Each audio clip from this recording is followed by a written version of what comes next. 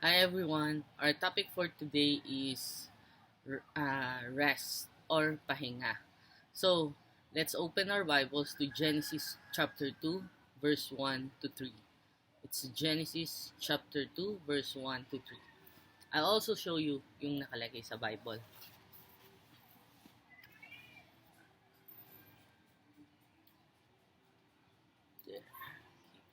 Okay. So, the creation of the heavens and the earth and everything in them was completed on the seventh day. Having finished his task, God rested from all his work, and God blessed the seventh day and declared it holy, because it was the day when he rested from his work of creation. So, may continuous verse yan. Every Bible pala, mapapansin nyo, pag nabasa yung chapter, meron siya ditong maliit na note. So, dito nakalagay Hebrew chapter 4 verse 4. So, let's open it also. Hebrew chapter 4 verse 4. Ito. So, nasa baba siya.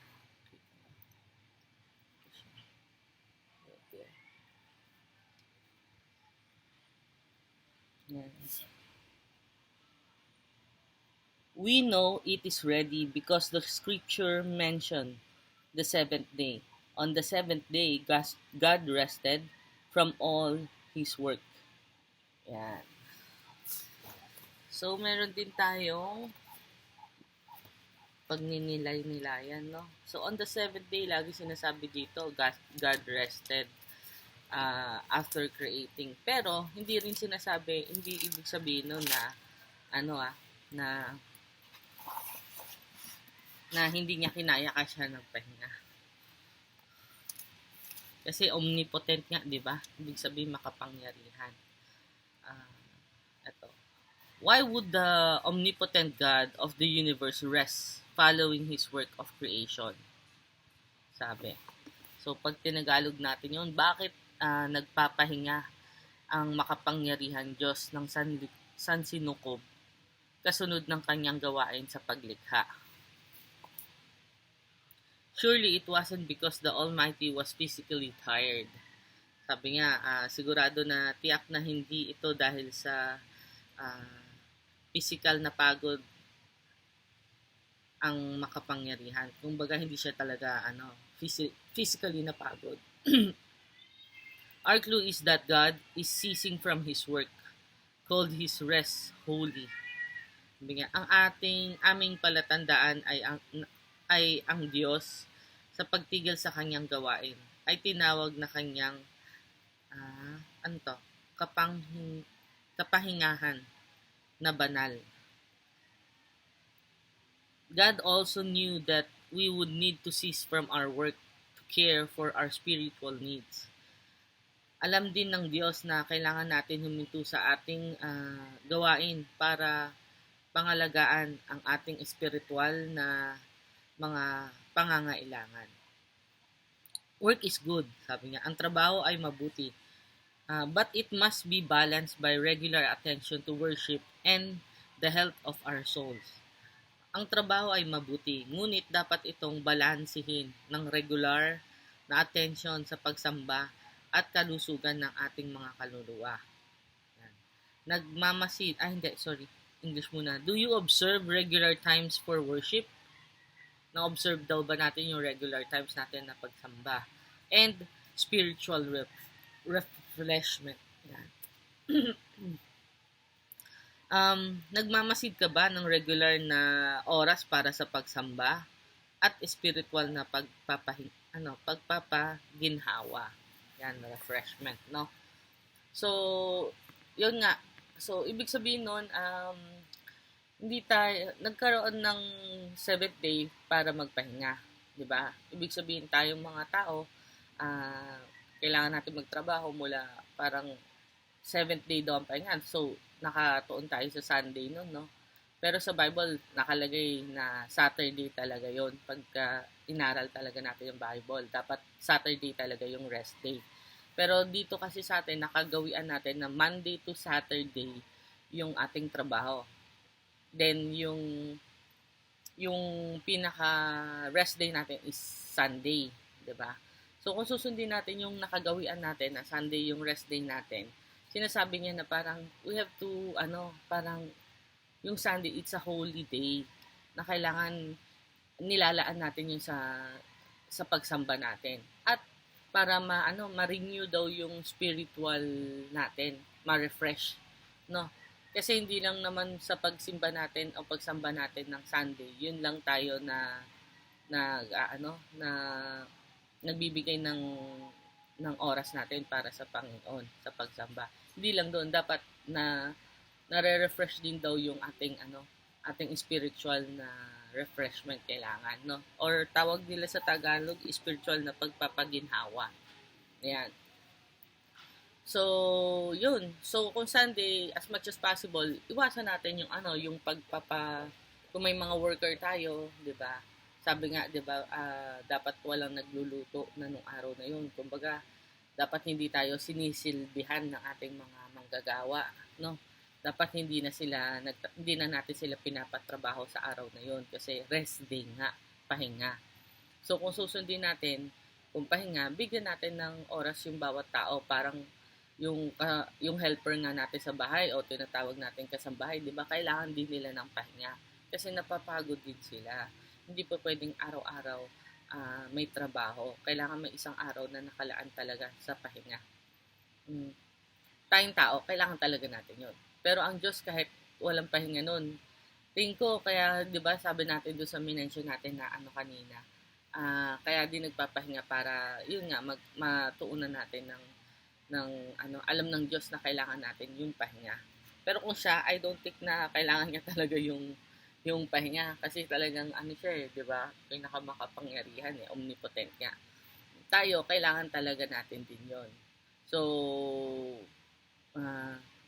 with that, let's try not to have yung mga nakakatuwang natin sa buhay na magtrabaho pa sa araw na yun. As much as possible, ibigay na natin yung araw na yun para they could para pagpasok nila ng ma-refresh sila, tapos pagpasok nila ng Monday, okay na ulit sila. Kumbaga, ay salamat, may kaginhawahan din, hindi puro trabaho, hindi puro sakripisyo, hindi puro gawain, no? So maganda din 'yun para nakakapagsamba din sila at natutuunan nila ang oras sa ating Panginoon.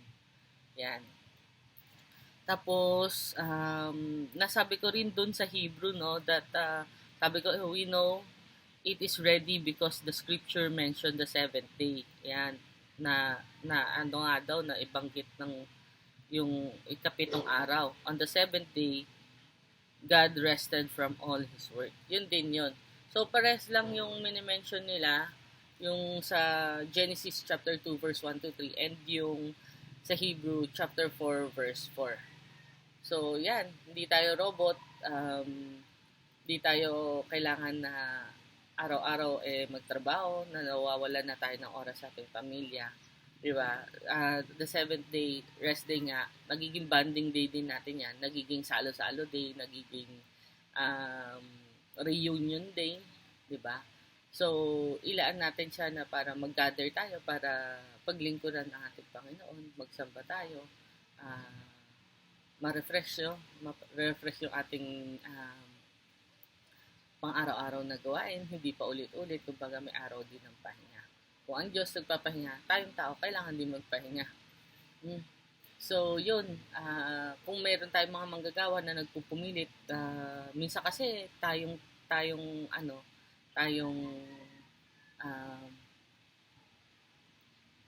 nag-hire ng mga tao para gumawa sa ating tahanan, ganyan. Minsan pinipilit nila kasi gusto nila meron silang kung wala silang lakad, 'di ba? Para meron silang gawain. Also, para may extra kita din kasi kumbaga Sunday, hindi talaga tayo nagpapagawa niyan, hindi tayo nagpapatrabaho. Pero pag nagpupumilit yung ating mga tao na gumawa sila on Sunday, as much as possible, iwasan na lang din natin sila na papasukin sa araw na yun. Kasi kung Monday to Saturday may gawain na sila, tapos pipilitin pa rin nilang gumawa kasi gusto nilang extra income. Sana wag na lang wag na lang nating tanggapin. Kumbaga i-ignore o i-ano natin yung i-reject na lang muna para sa pahinga din nila. 'Yun. Tapos para ma makakuha sila ulit ng energy nila the following day. So Monday makatrabaho sila na mas maayos, 'di ba? So 'yan. So ilaan ang araw ng araw ng pagsamba at para ma-replenish nga yung ating soul din po. Yan. And makapasok din the next week, the next day na mas maayos sa trabaho. Yun na. So hindi ko na papahabain, yun lang. Rest, pahinga. So everybody needs to have a rest. Lalo na siguro sa mga sa mga tumatakbo ngayon sa barangay, yung mga tumatakbo ng Kagawad, SK, ang dami namin nakikita nasa salubong. Humihingi ng boto ng bawat tao, no? So sana hingin na lang natin sa Panginoon kung sino yung pinaka mabuti na maupo para makapaglingkod ng mas maayos sa ating bayan. Yan. Kasi nakikita naman na ngayon nowadays nakakaupo na yung mga mas deserving. So ganun sana yung mapili natin yung mas tamang tao, yung deserving talaga sa trabaho na yun, hindi dahil sa mas kampante tayo pag nandyan sila na nakaupo. Sometimes yung mga taong napapaupo natin, na ano din nila, na kakasala din sila kasi minsan may mga request na dahil sa kamag-anak nila o dahil sa kaibigan nila o dahil sa malapit sa kanila, pinagbibigyan nila at sometimes nadudungisan yung mga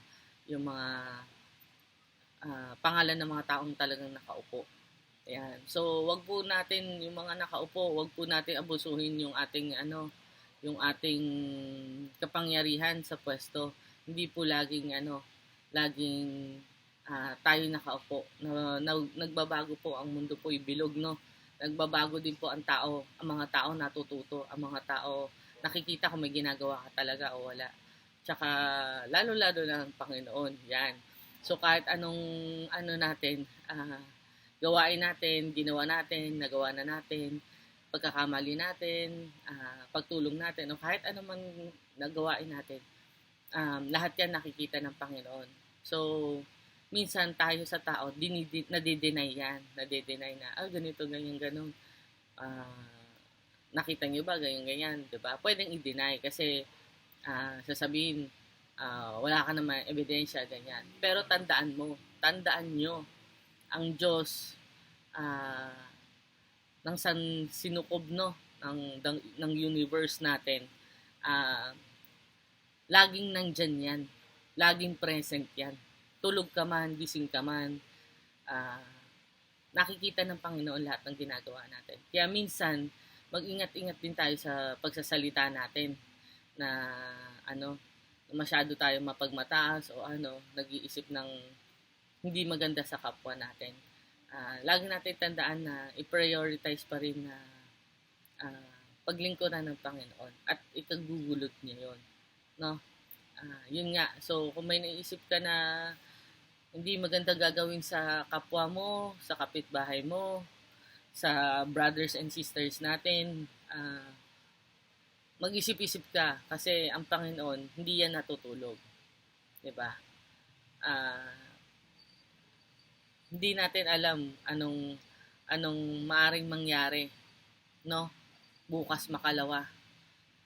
Lahat ng yan may purpose si God sa atin. Kung bakit nangyayari to, pinapalakas niya ba yung faith natin? Mas pinapalapit niya ba tayo sa Kanya? Ganyan.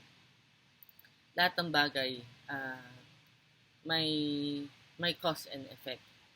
So, if we humble ourselves and ask for forgiveness sa lahat ng nagawa natin kasalanan sa Panginoon, maging sa tao o sa Panginoon, idulog natin sa Kanya bawat problema, sabihin natin sa Kanya, ask for forgiveness sa mga nagawa natin mali. End times na. Yun ang lagi natin sinasabi, katapusan na ng mundo. Nasa huli na tayo ng ating existence.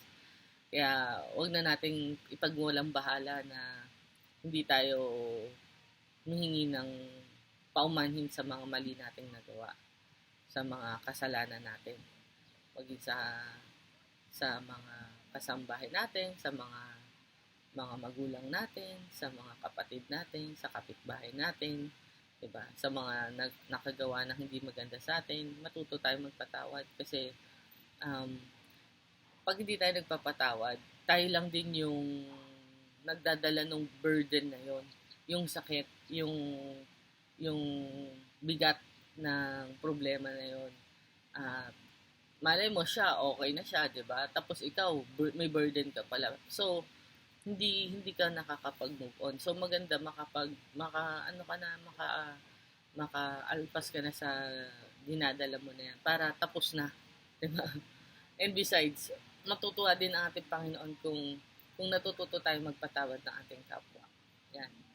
Yan talagang pinaka natin topic. So, bago pa to humaba, let's pray na po para for your healing na po. So, Heavenly Father, we come to you today seeking healing and restoration for the sick and weary. Remove their pains and grant them healing miracles by your mighty hands. Help them to know that you don't give trials we cannot face because we never face them alone. Through the power of your name, I destroy, cast down, shattered any stronghold that is keeping them from living complete freedom and victory in you. Calm their timid hearts and bring rest to the weary places. Isaiah chapter 38 verse 16 to 17 says that, Lord, by such things people live and my spirit finds life in them too. You restore me to health and let me live. Surely it was for your benefit that I suffer such anguish. In your love you have kept me from the pit of destruction. You have put all my sins behind your back, Lord. Please heal every sick and anxious heart. Give them divine strength. There is no one who has the power to heal except you. Psalms 34 verse 9 says that the righteous person may have many troubles, but the Lord deliver him from them all. Keep them safe under your protection. You are a great healer. Send forth your word and heal every wearied heart. In Jesus' name we pray. Amen. Yan po, ang healing nyo, nasa inyo na. You just have to believe. Sabi nga po, pag nagdadasal tayo at naniniwala tayo sa Panginoon, ang kagalingan ay ibinibigay sa atin. So, I was able to help you guys right now. And, pa-subscribe naman po pala sa channel kasi we like to have a lot more members na nakakapakinig sa salita ng Diyos. And also, if you have friends na kailangan po itong mga binablog natin, pakishare na rin po para malay nyo, you might help a soul, a tao na namumblema po sa kanilang sitwasyon ngayon. And maybe I might be of help kung nakita po nila yung video. So, yun lang po. Till our next video. Salamat.